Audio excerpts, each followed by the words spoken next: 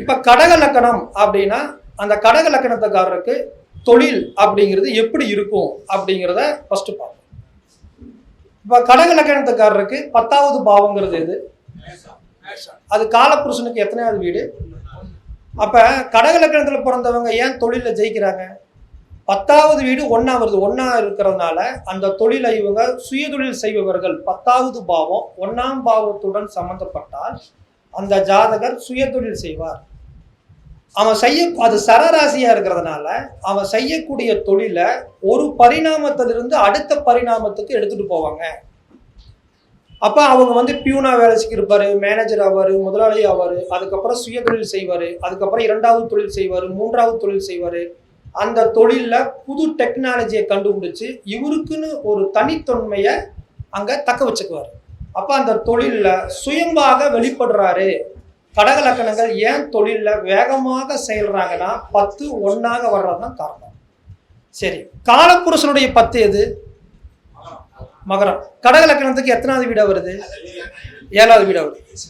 நீங்க கடக லக்கணத்துல உங்க பொண்ணு உங்க பையன் யாராவது கல்யாணம் ஆகிற ஸ்டேஜில் இருந்தாங்கன்னா கேட்டு பாருங்க. மேரேஜ் ஃபிக்ஸ் ஆனோடனே தொழில ப்ரமோஷன் ஆச்சான்னு கேளுங்க, ஆமாம்பாங்க. வேலை திருமணம் ஆனோடனே வேலை கிடைச்சதான்னு கேளுங்க, ஆமாம்பாங்க. இந்த 2 சம்பவங்களும் கடக லக்கணத்துக்கு 100% இருக்கும். கடக லக்கணத்துல பிறந்தவங்க 7ஆம் பாவம் அப்படிங்கிறது திருமணம். அது காலப்புருஷனுடைய 10வது வீடா வருது. அப்ப இவங்க திருமணத்தின் போது தொழில ப்ரமோஷன் ஆகிறது, தொழில பதவி உயர்வுகள் கிடைக்கிறது, தொழில் மூலியமாக அதிகமான வருவாய் ஈட்டக்கூடிய வாய்ப்புகளை இவங்களுக்கு இயல்பா கொடுத்துரும். அதே மாதிரி இந்த கடக லக்கணத்துக்கு காலப்புருஷனுடைய திருமணஸ்தானம் எத்தனையாவது வீடு? துளாராசி. இது அவங்களுக்கு எத்தனையாவது வீடா வருது? கடக லக்கணத்துக்கு 4வது வீடா வருது.